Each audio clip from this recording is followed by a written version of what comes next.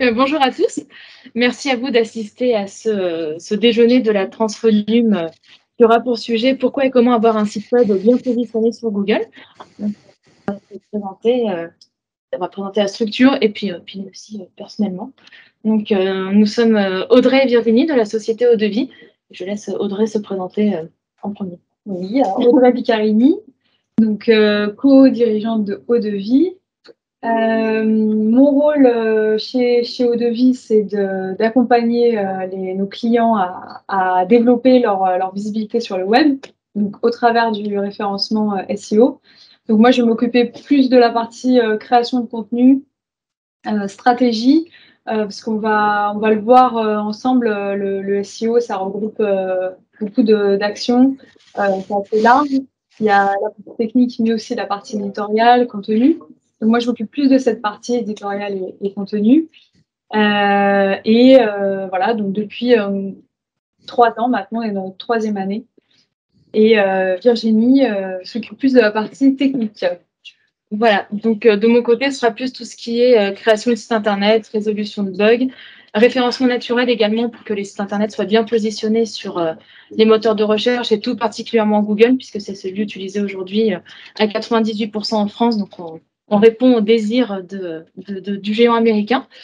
Et voilà, on a quand même pas mal de parties que l'on fait en commun avec Audrey, mais voilà, j'aurai plus cette partie technique et Audrey plus la partie marketing et commerciale. Un petit peu de SEO aussi, donc publicité. On en parlera un tout petit peu là pour comparer le SEO et le SIA. Nous, on fait aussi un petit peu cette partie-là. Pour commencer, on va d'abord vous présenter les plateformes sur lesquelles on peut créer un site internet aujourd'hui, on va dire en mode no-code, c'est-à-dire qu'on n'est pas développeuse, si on le met en féminin, mais on utilise des technologies qui nous permettent de créer des sites internet sans faire de code, du code HTML, du CSS, etc. Donc nous, chez Eau-de-Vie, notre plateforme de prédilection, c'est WordPress, donc, qui est aujourd'hui le leader mondial des sites vitrines, qui à l'époque était destiné aux blogueurs. Donc il y a une vingtaine d'années aux États-Unis, c'était vraiment les personnes qui désiraient avoir un blog ou des musiciens voilà, qui désiraient se faire connaître sur des sites assez aisément. L'avantage de WordPress, c'est qu'il est open source, donc n'importe qui peut mettre la main dedans. Il est gratuit, on peut l'utiliser gratuitement. Le seul truc, c'est qu'il faut quand même acheter un nom de domaine et un hébergeur pour pouvoir héberger forcément son site internet. En tout cas, aujourd'hui, c'est ce qu'on appelle le CMS, Content Management System, qui est le plus utilisé au monde, avec 64% de part de marché actuellement. Donc, il est idéal pour les sites vitrines. Donc, c'est ce que nous, on propose pour les TPE, PME que nous ciblons actuellement. Donc, ses atouts principaux, évidemment. Donc, il est no-code et le SEO est performant. Donc, le SEO ou référencement naturel, c'est ce qui permet à un site Internet d'apparaître dans les premiers résultats de recherche de Google. Ensuite, il y a, on va dire, son homologue qui est WooCommerce. Donc, on va utiliser la même base. C'est également WordPress auquel on va ajouter ce qu'on appelle une extension qui s'appelle WooCommerce et qui va permettre de rendre ce site e-commerce. C'est plutôt facile à utiliser. Ça reste assez onéreux parce qu'on a l'impression que c'est gratuit au début, mais en fait, il y a plein de petites extensions payantes. On va avoir forcément des choses à payer quand on va passer sur des livraisons, des envois, des expéditions, des paiements. Donc, il faut quand même calculer si c'est intéressant ou non en termes de tarifs. Et on le conseille plutôt pour des petites entreprises e-commerce avec peu de références parce qu'il reste assez limité. Sinon, il faut vraiment mettre les mains dedans. Et il y a d'autres plateformes qui permettent de faire des choses beaucoup plus perfectionnées. Donc, ces atouts, forcément, ils bénéficient des performances de WordPress. Donc, on est sûr d'avoir un site Internet qui est référencé. Ensuite, le mastodonte du e-commerce et qui, en plus, est français, c'est PrestaShop. Donc, lui, il est vraiment utilisé pour les très gros sites e-commerce. Je ne veux pas dire de bêtises, mais je ne sais plus si c'est Zalando ou Sarenza qui au début, fonctionnait sous PrestaShop. Donc, c'est surtout pour vous montrer que ça reste quand même des grosses structures qui permettent d'utiliser, qui utilisent PrestaShop. Et là, il faut déjà faire un petit peu plus de code. Il faut mettre un petit peu plus les mains dedans. Donc, il vaut mieux avoir un développeur avec soi pour travailler sur PrestaShop.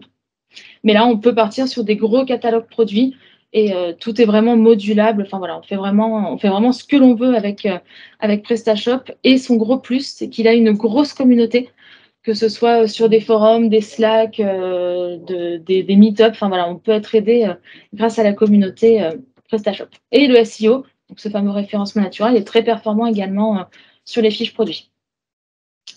Et enfin, Shopify. Donc peut-être que certains d'entre vous en ont entendu parler. Ça permet également de faire des sites e-commerce, et on va dire plus facilement. J'ai même envie de dire que n'importe qui peut faire un site e-commerce aujourd'hui avec Shopify. Ça prend du temps, certes, mais c'est faisable entre des tutos, des vidéos YouTube, des PDF. C'est accessible vraiment à tous. L'inconvénient, c'est que c'est hébergé chez Shopify, donc la base de données ne nous appartient pas. Le jour où on veut basculer, ça devient un petit peu plus compliqué. Donc c'est une solution entre WooCommerce et PrestaShop pour les débutants. Après, il y a aussi des gros sites qui sont faits avec Shopify. Aujourd'hui, il y a des très très beaux sites qui sont réalisés avec Shopify et qui sont utilisés par des grosses entreprises quand même. Tout à fait. Oui, surtout que Shopify a quand même tendance à se développer et tout faire dans ce sens-là pour essayer de grappiller un peu des parts de marché. Même si on a eu PrestaShop, ça leur fait pas trop peur aujourd'hui. Shopify étant américain, notre cible. C'est ça. PrestaShop français, bon, ils sont pas encore trop en guerre. Il y a d'autres solutions très faciles, là vraiment ouvertes à tous. Donc là, on pourrait se dire n'importe qui, même ma mère, pourrait faire un site internet. Bon, j'aimerais bien voir ça quand même. Donc d'autres solutions telles que Wix, donc, qui est le premier logo. Au milieu, c'est le logo de Squarespace, qui est pareil, l'homologue de Wix, mais qui est un petit peu moins utilisé. Et pareil, Google propose aussi des Google Sites que l'on peut créer. Ils sont vraiment pas très jolis, mais bon, ça se fait. Voilà, on peut le faire. Donc ces solutions sont hyper faciles. Ça reste du déplacer, copier, coller. Enfin voilà, c'est très modulable. C'est un peu le Canva du web, on va dire, grosso modo. Mais par contre, c'est très limité. Alors là, c'est pareil, vous n'avez aucune gestion de base de données. Si vous avez un problème, joindre quelqu'un à l'autre bout du monde, c'est compliqué aussi.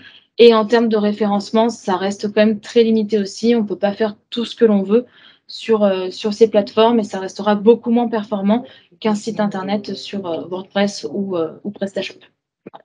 Et c'est souvent assez lourd et énergivore, donc ça ne plaît pas forcément à Google, qui lui a besoin de sites légers et rapides pour être référencé. En fait, vous pouvez bien apparaître sur Google avec un site Wix, mais c'est vraiment si vous êtes sur un secteur qui n'est pas du tout concurrentiel, où ça va être beaucoup plus simple. Mais s'il y a un petit peu de concurrence, le site Wix, c'est un WordPress qui est bien optimisé, ça va être plus compliqué. Alors, le SEO, du coup, on n'a pas détaillé ce que c'est. Alors, peut-être qu'il y en a qui ne connaissent pas bien, qui ne sont pas trop à l'aise avec ce terme. Donc, c'est Search Engine Optimization. La différence avec le SEA, Search Engine Advertising, c'est que le SEO, c'est organique, naturel. C'est-à-dire qu'on ne va pas payer pour apparaître en première page de Google, contrairement aux résultats payants, donc le SEA. L'avantage avec le SEA, c'est que déjà, vous n'allez pas payer, ou alors vous allez juste payer l'agence de communication qui s'occupe de votre site pour le faire apparaître en premier résultat. Donc ça coûte moins cher, c'est plus rentable, mais par contre, ça demande plus de travail. C'est vraiment un travail de longue haleine, sur le long terme. Ça demande de la création de contenu. Et évidemment de la stratégie et des connaissances techniques.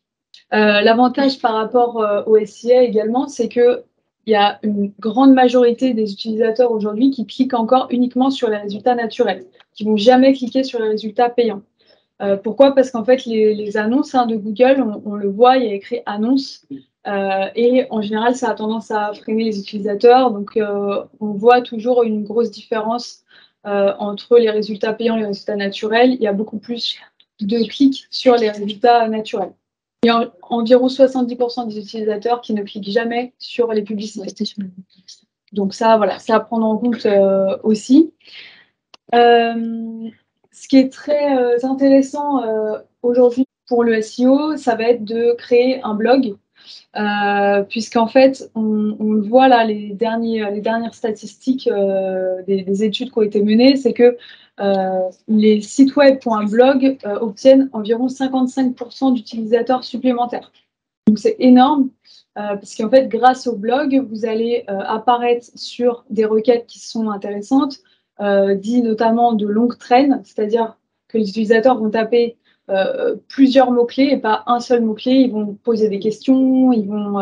voilà, aujourd'hui, quand on fait une recherche, on ne tape pas juste un mot, on va taper une phrase entière. Et en fait, le fait de créer du contenu sur un blog, ça permet de ressortir justement sur ces recherches de longue traîne. Donc, plus vous aurez un blog avec des articles travaillés, avec du contenu pertinent, plus vous allez avoir de chances de remonter dans les résultats de recherche. Et ces derniers temps, avec les derniers algorithmes-là, on s'éloigne vraiment de ce qui était fait il y a ces dernières années, à mettre des mots-clés à fond dans le blog, dans les titres, à répéter des mots-clés, etc. Ça, on se rend compte que ça marche de moins en moins, puisque l'intelligence artificielle de Google a de mieux en mieux développée, et du coup est en mesure aujourd'hui d'analyser ça et d'analyser la pertinence de votre contenu. Donc en fait, quand vous rédigez un article, il vaut mieux se mettre à la place de l'utilisateur et rédiger vraiment quelque chose qui va répondre à un besoin, qui va répondre à une question, plutôt que de rédiger pour Google. Puisqu'au final, maintenant, ce qu'on voit, c'est que ceux qui remontent le plus, c'est ceux vraiment qui ont créé du contenu riche, intéressant pour l'utilisateur, et pas juste du contenu qui va répondre aux mots-clés pour faire plaisir à Google. Il y a aussi quelque chose qui peut être hyper intéressant à faire sur les articles de blog, c'est de créer du contenu qui va être adapté aux différentes phases de notre prospect. C'est-à-dire, le prospect, il va avoir plusieurs phases. Il va avoir une phase de découverte, où là, il ne connaît pas votre produit, il ne connaît pas votre offre, il se renseigne, il cherche juste des renseignements comme ça, et il tombe sur votre article, et là, il découvre votre produit, votre offre. Donc, vous allez créer du contenu qui va répondre à ce prospect-là. Et puis, vous allez avoir le prospect qui, lui, sait déjà. Et là, cherche vraiment du contenu beaucoup plus technique, qui répond à des questions plus précises. Et là, pareil, vous allez devoir rédiger du contenu qui répond à cet utilisateur-là. Et pareil pour l'utilisateur qui, là, est en recherche de solutions, est prêt à passer à l'action. Là, vous allez pouvoir créer du contenu dans votre blog qui va répondre à ces questions, c'est-à-dire là, ces questions à cette étape à cette phase-là, ça va être de comparer entre différentes offres, par exemple. Donc, en fait, via le blog, vous allez pouvoir vraiment créer du contenu qui va être adapté aux différentes phases de votre prospect et qui va aussi amener du trafic grâce aux mots-clés. Et puis, je voulais ajouter juste un truc aussi par rapport aux longues traînes. Aujourd'hui, il faut aussi partir du principe que les gens utilisent les assistants vocaux. Ah oui. Donc, Siri, Alexia, Google Home. Maintenant, les gens parlent vraiment à tous ces assistants en posant littéralement des questions. Donc, c'est pareil, les blogs, ça permet d'apporter des réponses à ces grandes questions existentielles que l'on peut se poser au quotidien grâce à ces assistants. Ouais, surtout que la recherche vocale, on ne se rend peut-être pas trop compte aujourd'hui en France, mais ça va se développer de plus en plus. Quand on voit qu'aux États-Unis, aujourd'hui, tout le monde utilise la recherche vocale, ça va arriver forcément ici aussi. Donc, il faut penser à ça quand on rédige son contenu SEO, parce qu'on ne s'exprime pas de la même façon à l'oral que quand on écrit, quand on pose une question à Google. Juste une question du coup par rapport à ça. Ouais. La recherche vocale, quelle utilité elle peut avoir si moi je veux attirer du trafic sur mon site, par exemple? Quelle utilité Oui, voilà, par exemple, je sais pas, je vais poser une question à Alexa. Ouais. Ok, ça va remonter un résultat qui vient de mon site. Mais du coup, comment moi ça me fait gagner du trafic? Je sais pas, quel bénéfice je peux en tirer de ce résultat de recherche? La personne qui recherche, du coup, qui pose une question à l'oral et qui tombe sur votre site, forcément, il y a de grandes chances qu'elle clique, du coup, si vous arrivez dans les premiers résultats. Donc, voilà.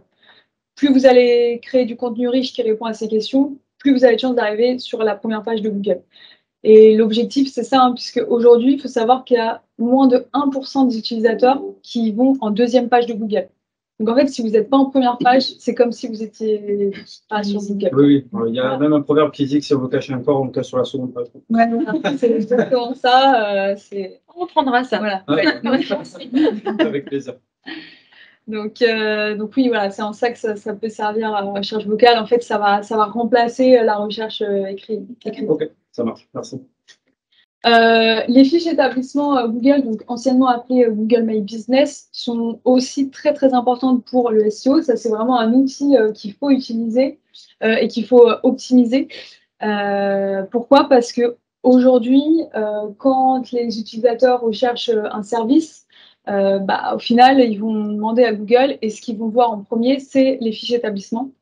Donc, même si vous êtes auto-entrepreneur, même si vous n'avez pas une entreprise physique, vous pouvez vous créer une fiche établissement Google qui va vous aider à remonter justement dans ces résultats qui apparaissent en haut de la page.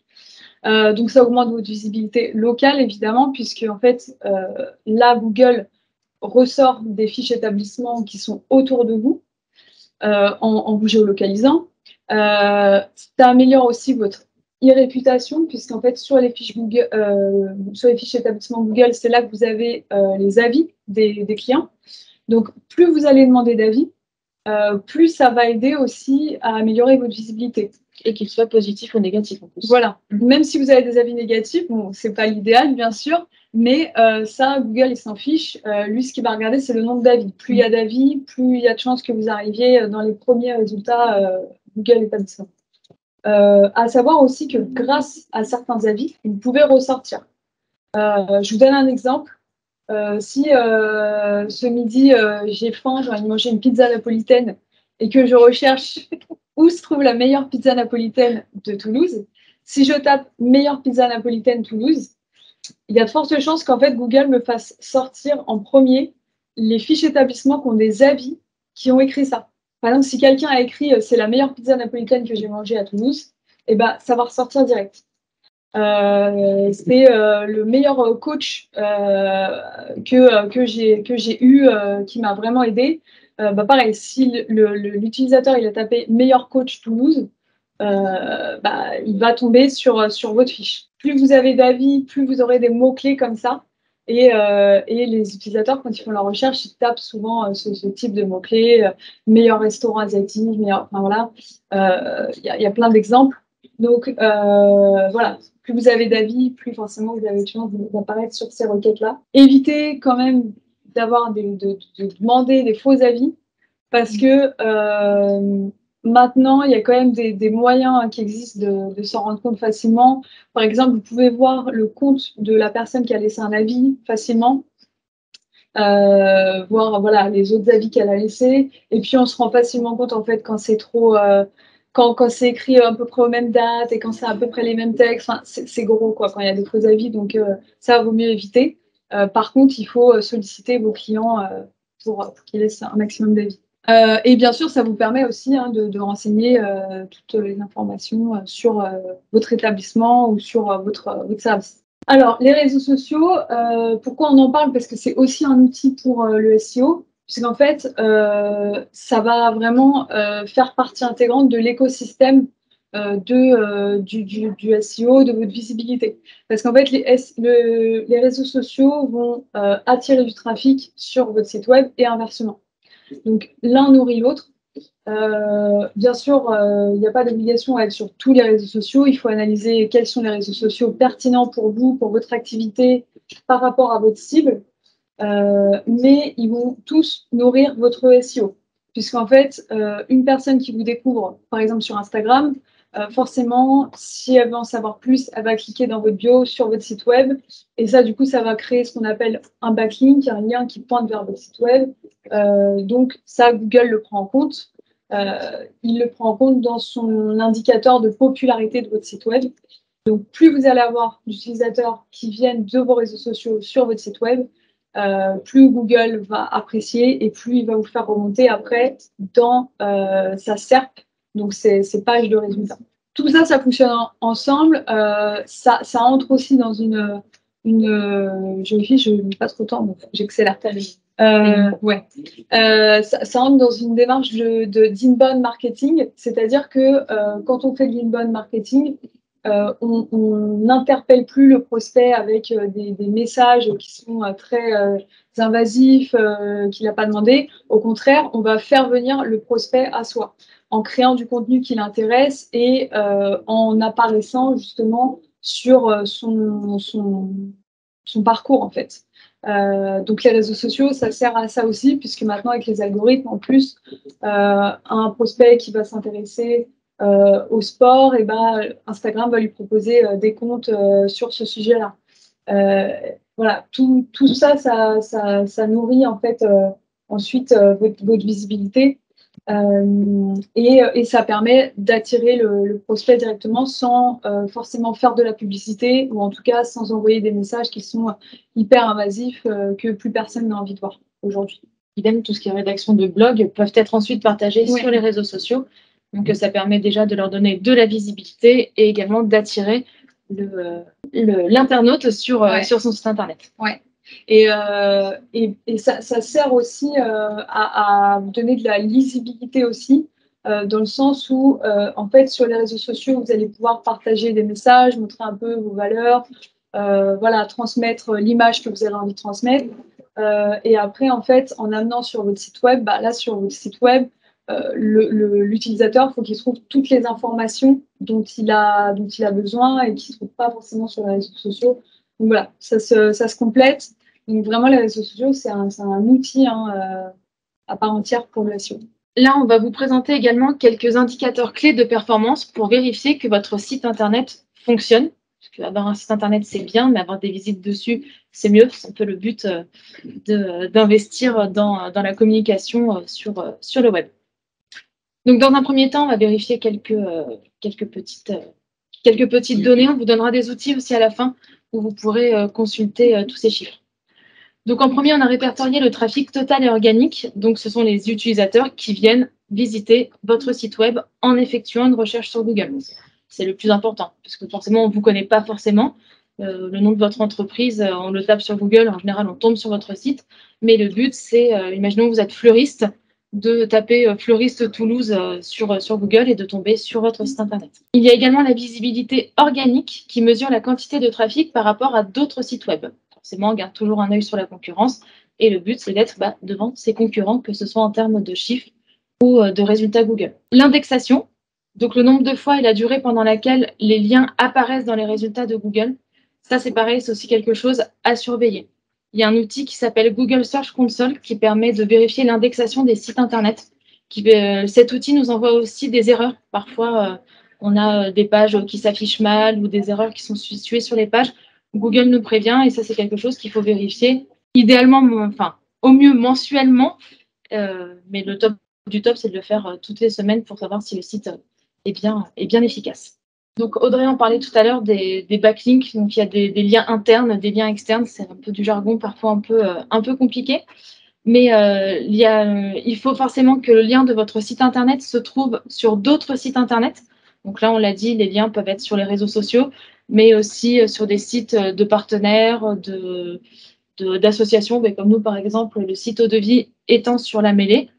Il y a un lien qui pointe de la mêlée à chez nous, ce qui plaît forcément à Google en termes de référencement également. Et sinon, il faut aussi des liens internes dans son site internet, c'est-à-dire que quand on est sur une page de son site, il faut également pouvoir naviguer sur son site internet en cliquant sur des liens, des boutons, pour accéder à toutes les pages et renseignements de notre site internet. Et juste, je précise, vous avez des sites qui existent où vous pouvez payer pour obtenir des backlinks. Ça existe, par exemple, il y a SameJuice qui existe, où vous allez en fait payer pour apparaître sur des articles de blog, d'autres sites. Voilà. Et du coup, ça vous fait des liens qui pointent vers votre site et ça augmente la popularité de votre site. Faut juste trouver un partenaire de backlink sur lequel vous pouvez vérifier où le lien de votre site est posé, parce qu'on peut avoir des surprises et pas forcément des choses très, très pertinentes. Il vaut mieux avoir un œil dessus. Ouais. C'est pour ça que SameJuice, c'est bien parce que c'est pertinent, quoi. là où il positionne le lien vers votre site. Par contre, ça reste quand même un coût supplémentaire qui est non négligeable quand même mensuellement. Donc, il vaut mieux avoir déjà préparé toute sa communication, que le site internet soit bien fait, que la fiche établissement soit remplie, que les réseaux sociaux soient lancés et partir sur des campagnes de backlink plus tard, voilà, une fois que tout est fait dans les règles de l'art. Ensuite, il y a le taux de conversion, c'est-à-dire que c'est bien d'avoir un internaute qui vient sur votre site, c'est chouette, il a lu, il sait ce que vous faites, mais le but, c'est qu'il vous appelle, qu'il vous contacte et transformer au moins une première conversion en rendez-vous, soit téléphonique, soit physique, soit visio. Voilà, il faut qu'il y ait quand même un premier retour sur investissement. La vitesse, ça, voilà, c'est un point d'ordre de Google aujourd'hui, que ce soit en version mobile ou en version ordinateur. Il faut que le site soit léger et donc rapide. Par exemple, il y a certaines études qui ont été faites. Si le site internet met plus d'une seconde à se charger sur un navigateur, il y a à peu près 80% des internautes qui se déconnectent. Voilà. Les gens ne sont plus très patients. Donc, il faut vraiment que tout soit hyper rapide, structuré, etc. Et c'est devenu un indicateur clé aussi de Google. S'il voit que la vitesse de chargement est trop lente, il ne va pas pousser le site internet dans les résultats de recherche. Du coup, moi, j'en profite pour te poser une question qui a été posée dans le chat de Fabrice qui demande si l'ajout de vidéos YouTube, ça augmente la visibilité du référencement. Oui, totalement. C'est une bonne question. Pas forcément de lien. Non, alors en plus, c'est une question à double réponse. Donc, YouTube appartient à Google. Donc, effectivement, ça va forcément pousser le référencement puisque il sait que tout est fait de partout. Mais il faut vraiment que la vidéo vienne d'un lien YouTube et avec un affichage généré par YouTube. Parce que si la vidéo est chargée sur le site internet, justement, là, ça va repénaliser la vitesse et le temps de chargement de la page. Mais en tout cas, des vidéos YouTube, bon, il n'en faut pas trop parce que c'est un peu lourd. Mais oui, c'est hyper important d'en avoir aussi, que ce soit sur les réseaux sociaux ou sur le site internet. Une question, Fabrice.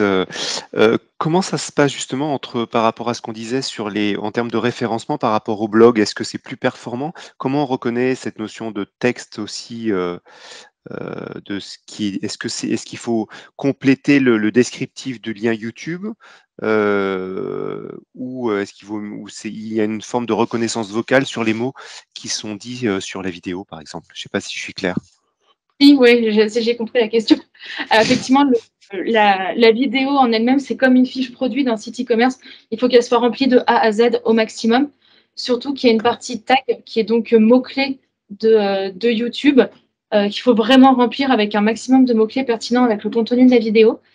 Et alors, je ne peux pas dire de bêtises parce que je n'ai pas la réponse exacte, mais je pense que le texte énoncé dans les vidéos est pris en compte puisqu'aujourd'hui, les sous-titres sont générés automatiquement. Donc, il arrive à récupérer le contenu oral des vidéos YouTube. Pareil, il faut prendre en compte ce qu'on appelle le taux de rebond.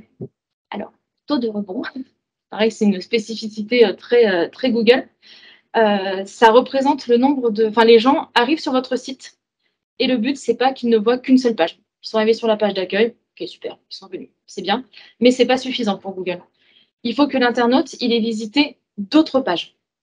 Que grâce à ces liens, à des boutons, etc., il ait visité plusieurs pages, plusieurs contenus pour avoir un maximum d'informations sur votre activité. Par contre, si l'internaute arrive sur le site et ne va pas sur une autre page, c'est également pénalisé par Google. Parce qu'il estime que soit le contenu n'est pas pertinent, n'est pas intéressant, ou estime que non, c'est pas bien, il faut tout visiter.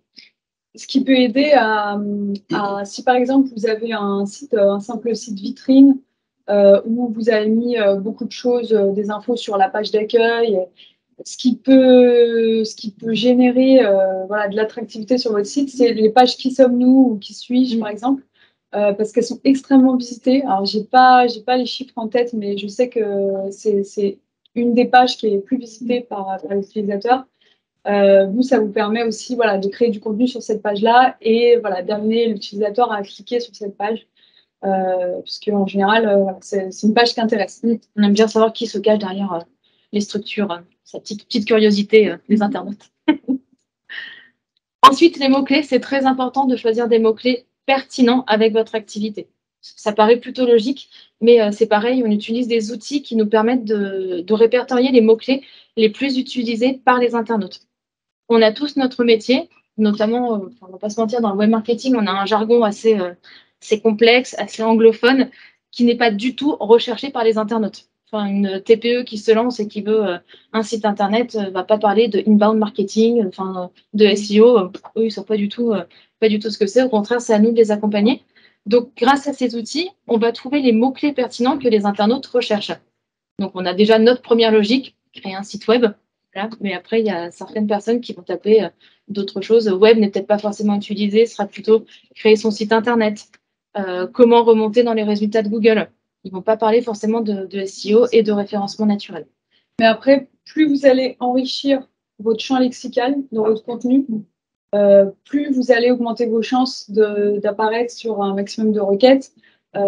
Parce qu'en fait, même les requêtes qui ne sont pas beaucoup utilisées, au final, c'est celles qui vont vous ramener le plus de trafic. Parce que c'est un peu comme sur Netflix. C'est pas les séries les plus populaires qui font le plus de vues. C'est l'ensemble de toutes les séries, de tout le contenu qui fait un gros volume de trafic en fait. Donc c'est pareil avec les mots-clés. C'est pas le mot-clé générique qui va, par exemple, si vous êtes graphiste, c'est pas Graphiste Toulouse qui va vous amener le plus de trafic parce qu'il y a beaucoup trop de monde sur ces requêtes-là. C'est toutes les autres petites requêtes, tout le champ lexical que vous aurez travaillé autour. Donc la recherche, le travail de mots-clés, c'est quelque chose qui prend du temps, mais voilà, qui est payant sur le long terme. D'où l'utilité de créer du contenu et d'écrire des textes qui soient pertinents. Les backlinks, du coup, j'avais anticipé. Ouais. Hop. Et pour terminer, donc, on va vous parler de quelques outils que vous pouvez utiliser. Alors, il y en a beaucoup. On peut très vite s'éparpiller, parce qu'il y en a même trop. Il y en a des payants, il y en a des gratuits. Ce qui est bien, c'est de les tester. Parce que surtout, en général, il y a une version gratuite de 7 jours ou 30 jours selon les formules. Et de trouver l'outil le plus adapté à son secteur d'activité, à ses besoins et à sa facilité d'utilisation. Donc, le premier, c'est Google Search Console. Déjà, lui, c'est l'un des premiers que l'on va utiliser une fois que le site Internet est prêt, donc prêt à être livré, visible sur le web terminé. C'est sur cet outil qu'on va demander à Google d'indexer le site Internet. À partir de là, il sera répertorié, on va dire, chez Google. Il pourra être scanné en version mobile et en version ordinateur. Et à savoir que le robot Google passe toutes les 3 semaines sur la version mobile et sur la version ordinateur. Donc, c'est pour ça que c'est important de faire des mises à jour. Parce que toutes les 3 semaines, à chaque fois qu'il va repasser et rescanner le site, il va dire « Ah, mais tiens, il y a des nouvelles choses, des nouveaux mots-clés, du nouveau contenu. » Ubersuggest, c'est pour la recherche de mots-clés. Voilà, donc c'est un outil qui est payant. On peut faire 3 recherches par jour gratuitement de mémoire. Ouais, je crois. Je crois que c'est ça. Et ensuite, c'est un coût, c'est environ une 50aine d'euros par mois. Il faut vraiment être sûr de choisir le bon outil. Lighting SEO, idem, c'est pour les mots-clés, les positions. Qu'est-ce qu'on y voit d'autre? Les rapports de position, l'évolution. Si vous avez un compte, vous pouvez voir l'évolution du site. Est-ce qu'il y a une formule, que perso j'adore sur cet outil, c'est les questions les plus posées par les internautes selon votre secteur d'activité. Ce qui fait qu'en gros, pour les idées d'articles de blog, c'est du pain béni. Il y a un autre outil qui fait ça, c'est Answer the Public. Ah oui. Voilà, pour voir un peu toutes les questions qui sont posées, ça c'est pas mal. Et par contre, Lighting SEO, je ne suis pas sûre qu'il y ait une version gratuite. Et on est aussi à 49 euros par mois. Google Page Speed Insight, donc lui, il est gratuit comme tous les outils Google, puisque c'est vous le produit. Là, ça permet de vérifier la rapidité de votre site Internet. Donc, alors, c'est un langage hyper compliqué, forcément, mais le tout, c'est de voir si c'est vert, orange ou rouge, et le nombre de secondes. Si c'est orange ou rouge, bon, c'est pas trop bon signe. Si Google vous met tout en vert, c'est bon, c'est que tout va bien. Et ça vous permet également de tester la version mobile. Et Google vous indique également si votre site est ce qu'on appelle mobile friendly, est-ce qu'il est bien adapté aux écrans des téléphones. Sinon, c'est également pénalisé par Google. Ahref, idem, c'est comme Ubersuggest et Lighting SEO de mémoire, pour tout ce qui est mots-clés. Ouais. Il y a un peu plus de choses. Ouais, il est plus cher, donc forcément, il y a plus de choses. Ouais. On peut voir la position par rapport aux concurrents, on peut rentrer des concurrents. Il y a des reportings qui sont plus détaillés. Par Sachant que je crois qu'il y a tout en anglais. Ouais, c'est tout en anglais, mais comme pas Lighting SEO, parce que c'est un outil français, mais SEMrush, c'est pareil, c'est anglais. Ouais. Voilà, Ahref, il est un peu plus cher, mais bon, Très complet. Il est complet, ouais. Carrément. Mais Comme SEMrush. Ouais, c'est ça. C'est le même principe que SEMrush. On peut faire de la recherche de mots-clés, analyser des reportings, analyser les concurrents. Voilà. Après, ça dépend de l'utilisation que vous en avez, en fait. Ahref et SEMrush, c'est bien quand vous maîtrisez bien le SEO, que vous êtes à l'aise avec ça. Sinon, ça vous y passez du temps, quoi. Ouais, c'est ça. Sinon, ça risque d'être un peu plus compliqué, quoi. Puis là, on est presque sur une centaine d'euros par mois. Donc, c'est quand même un budget un petit peu plus conséquent à prendre en compte. Et enfin, Google Analytics, donc pareil, gratuit, mais qui, lui, donc du coup, peut être utilisé par tout le monde et tout le temps. C'est l'outil de Google qui va vous permettre de connaître la fréquentation de votre site, le nombre de visites, d'où ils arrivent, de quelle ville. Enfin, voilà, c'est quand même très poussé. Mais, il y a quand même un mais, c'est que pour moi, c'est un peu sur la corde sensible. Google Analytics en Europe n'est pas dans de bons petits papiers par rapport aux lois RGPD, le fait que les données soient aux États-Unis. Enfin, voilà, disons qu'il est sur la sellette jusqu'en 2023 en Europe, donc on l'utilise encore, mais maintenant c'est son concurrent Matomo, je crois. Ouais. Je sais plus, enfin voilà, qui commence à être de plus en plus utilisé. Nous, on conserve encore Google Analytics, on va dire jusqu'au bout, jusqu'à ce qu'on fasse une bascule chez nos clients quand on va sentir que c'est plus trop légal, quoi. De toute façon, en fait, aujourd'hui, les utilisateurs ils refusent beaucoup les cookies, donc on a de moins en moins de données. Et même quand vous utilisez ce type d'outils, que ce soit Lighting SEO, SEMrush, en fait, ça se base sur des pronostics. Hein. C'est pas fiable à 100%. C'est pas fiable à 100%. Quand on vous dit vous êtes ce mot-clé-là, il vous fait apparaître en 3e position. C'est pas une vérité absolue. En fait, ce qu'il faut faire, c'est utiliser ces outils-là. Parfois, en utiliser plusieurs et puis faire la synthèse en fait de ce que ça vous donne. Mais il ne faut pas se baser là-dessus à 100% puisque de toute façon, maintenant, il y a de moins en moins de données. Donc, voilà, parfois, c'est approximatif. Et d'ailleurs, si vous utilisez 2 outils différents, parfois, les 2 outils ne vont pas vous donner le même résultat. Vous devez, ou alors Elise, tu veux peut-être faire le petit... Ouais, vous n'avez pas... Ah, super. On a tout prévu. Du coup, merci déjà les filles pour la présentation, c'était hyper intéressant. Nous, on a une opération qui s'appelle Tout en ligne maintenant à la mêlée et qui permet d'accompagner les TPE-PME justement dans la création de sites internet, dans l'optimisation de sites internet aussi. On a d'autres thématiques qui vont couvrir un petit peu tout ce qui vous permet de vous lancer sur le web. C'est gratuit, c'est financé par BPI France. C'est des coachings qui sont réalisés donc, par nos experts de la Transformum et qui durent 3 semaines. Donc, il y a 2 séances de coaching sur les 3 semaines et après, il y a une partie de travail au sein de l'entreprise.